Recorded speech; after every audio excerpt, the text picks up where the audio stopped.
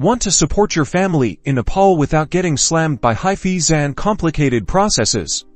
This video will show you exactly how to use Taptap Send to easily and affordably send money directly to your loved ones. First, download the Taptap Send app from the App Store or Google Play. Once downloaded, open the app and tap Sign Up. Enter your phone number, create a secure password, and verify your identity by providing the necessary personal information such as your name, address, and date of birth. Make sure all the information is accurate for a smooth verification process. Now, let's send some money. On the home screen, tap the Send Money button, select Nepal as the receiving country. You will then be prompted to add a new recipient. Enter your recipient's full name exactly as it appears on their bank account. Include their address in Nepal and their bank name, account number, and any other required banking details, which may include the recipient's mobile number for services like mobile wallets. Double check everything. A small typo can cause delays. Next, enter the amount you want to send in your local currency. Taptap Send will automatically calculate the equivalent amount in Nepalese rupees. Take note of the exchange rate and any associated fees,